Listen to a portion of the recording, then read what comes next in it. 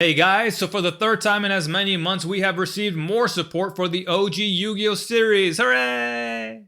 First, the little Yu-Gi deck, then Joey's Flame Swordsman, and now Grandpa's, or Shimon's, Exodia.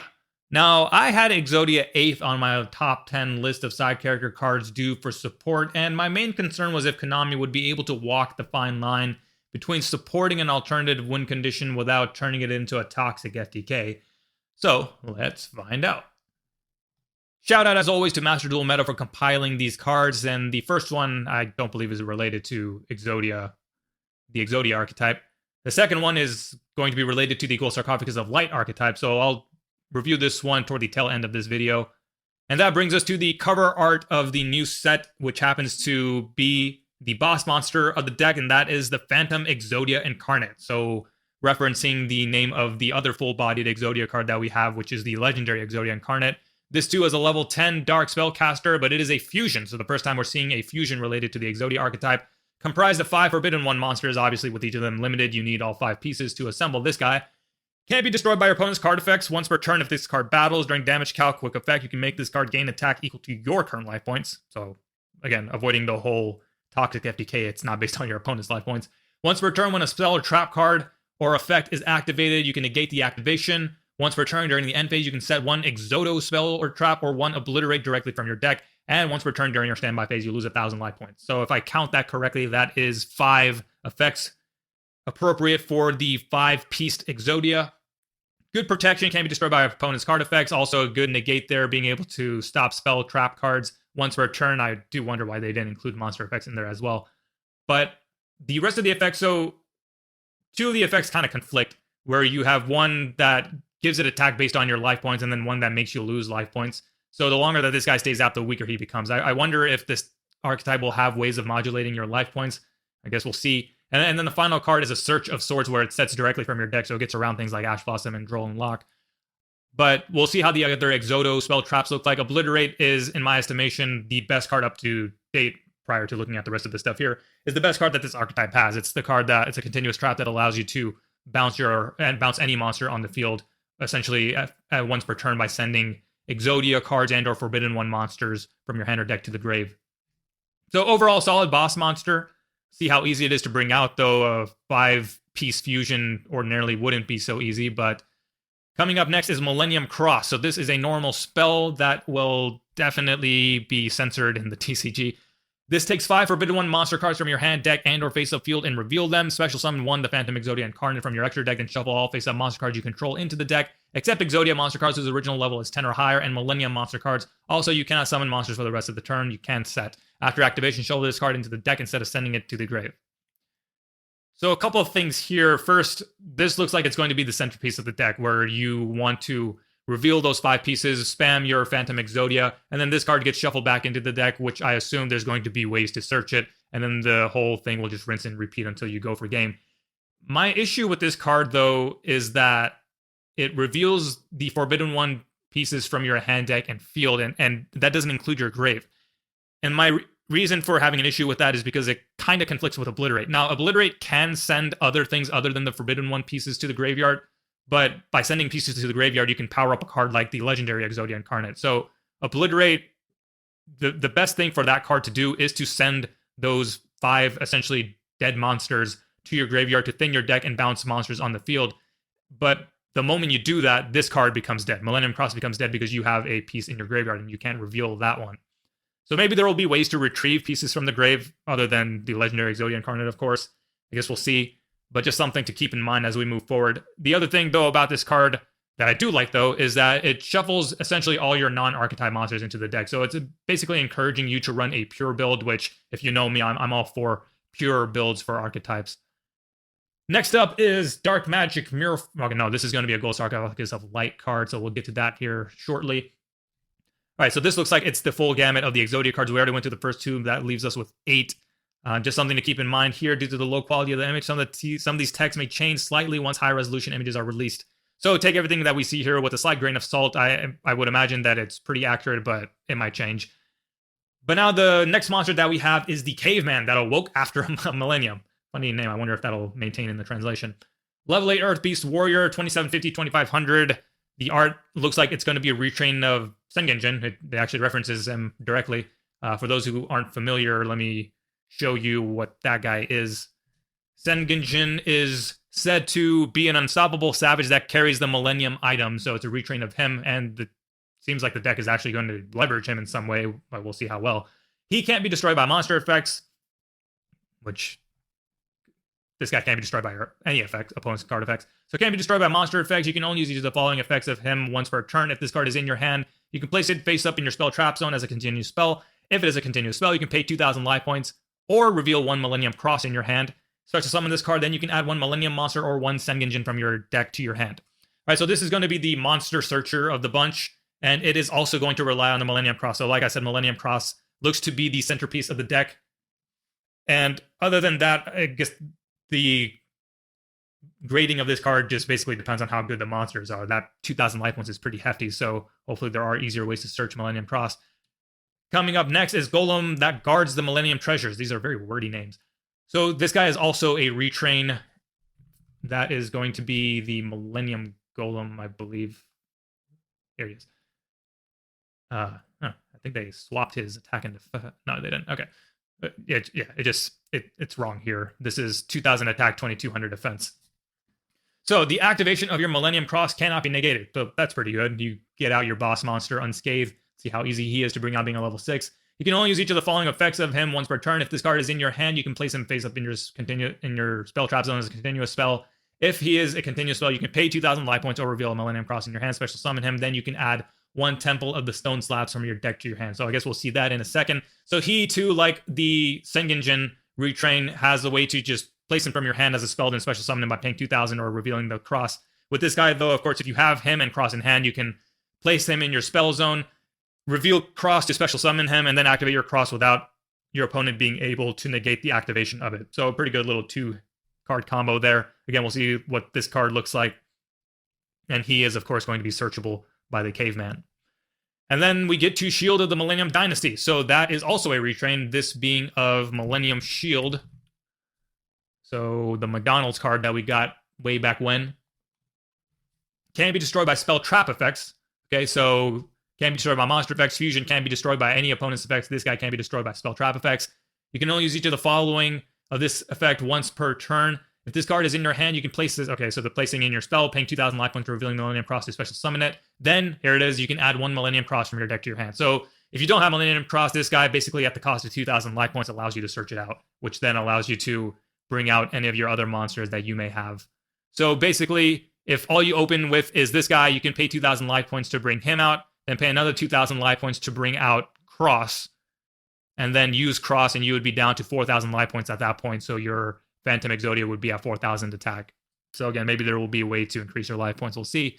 Next monster, Millennium Moon Maiden. Again, another retrain. That is Maiden Moonlight.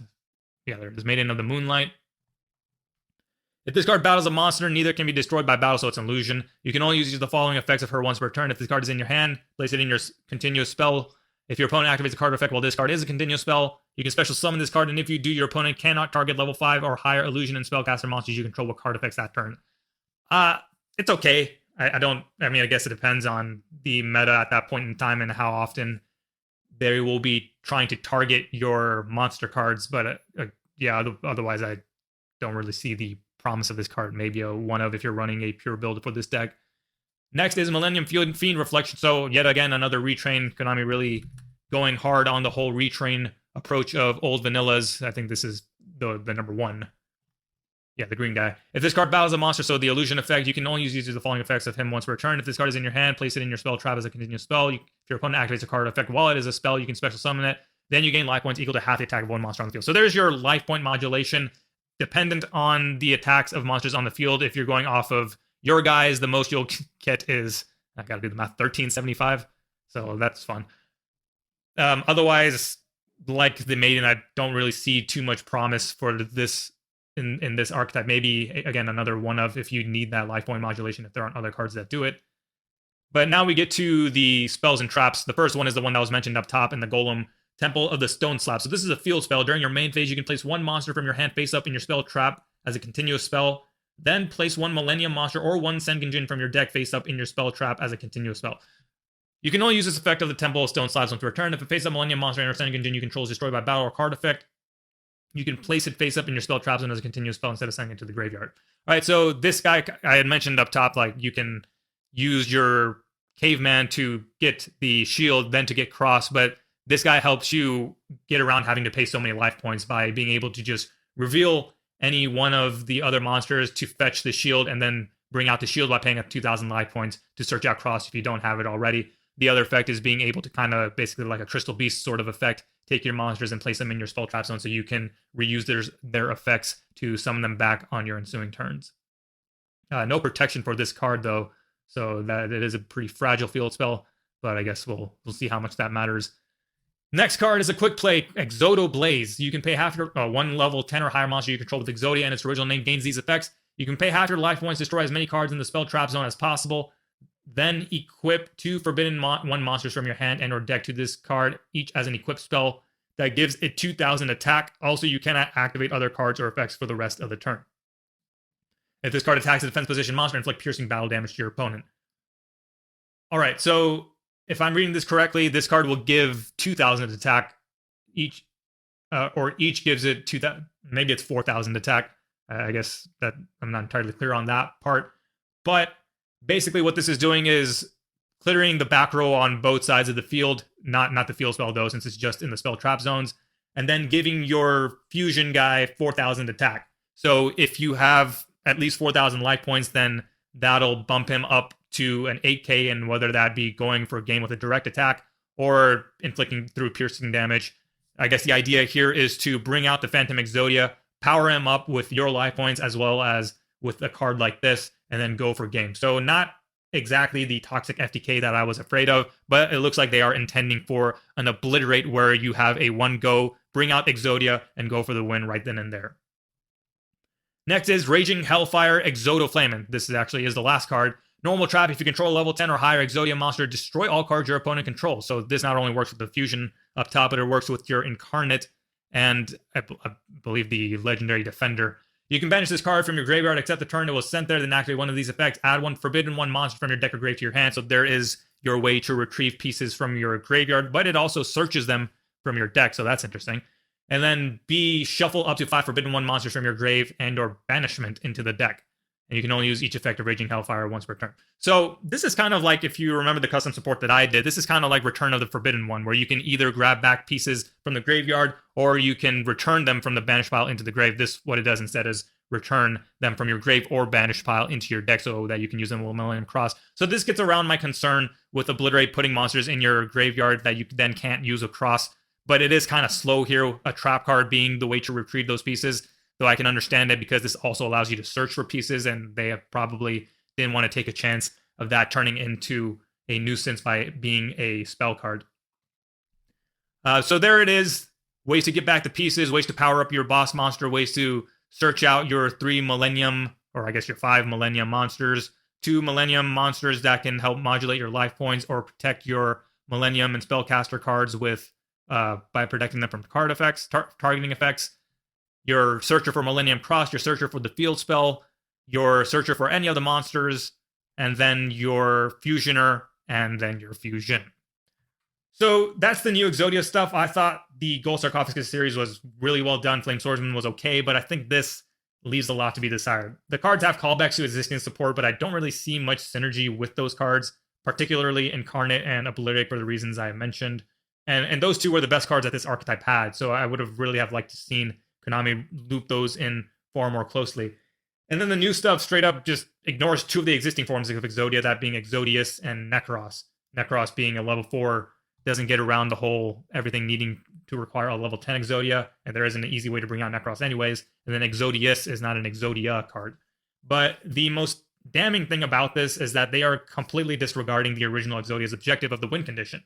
And I had mentioned in the earlier video, as well as at the beginning of this one, that the exact reason why I thought Konami wouldn't support Exodia is because they don't really care for alternative win conditions, solitaire decks, and FTKs. So lo and behold, the Exodia stuff completely steers clear of all of that original intent, and instead fully embraces what Konami has kind of been prepping us for about 2 decades now, which is this full-bodied form of Exodia. Here is your ultimate full-bodied form boss monster.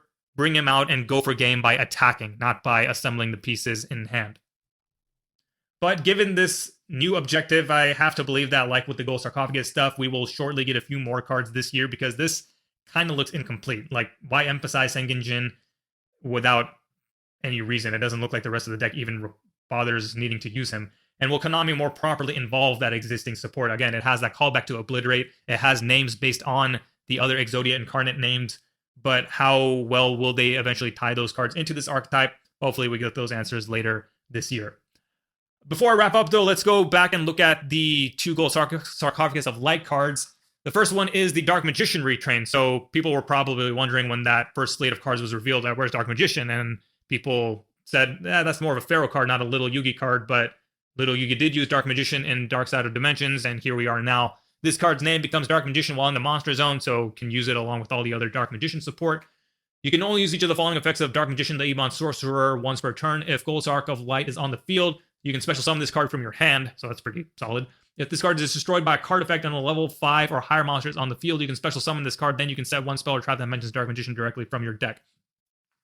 So this card can fit in 2 decks, the Gold Sarcophagus deck and the Dark Magician deck, but I'm pretty sure Konami is really trying to push this card for the Gold Sarc series. I don't really see any Dark Magician deck running this card, and as for the Gold Sarcophagus deck, this is a level 7 monster, which, for those of you who recall, the support that was shown a couple of months back called back to level 7 or lower monsters, and when we looked at the rest of the series, there weren't any. So it was kind of insinuating that we would eventually get a level 7 monster that mentions Gold Sarcophagus of Light, and so Gandora, after using its effect, can special summon this guy. And this guy, if you have a level 5 or higher monster, which could be your Gandoro, it could also be your silent cards upon modulating their level, you can special summon him back and then get a search by setting a card that mentions Dark Magician directly from your deck, which leads us to the Dark Magic Mirror Force, which is a card that mentions Dark Magician. When an opponent's monster declares an attack or an opponent's monster effect is activated that would destroy a monster on the field, while a monster that mentions Gold Sarc of Light is on the field, destroy as many of your opponent's attack position monsters as possible. Then, if you control Dark Magician, inflict 500 damage to your opponent for each monster destroyed. For the rest of the turn after this card resolves, the first time each monster you control that mentions Gold Sarcophagus of Light would be destroyed by battle or card effect, it is not destroyed. So a retrain of Mirror Force that ties in Dark Magician. This is actually, in my opinion, a pretty good card.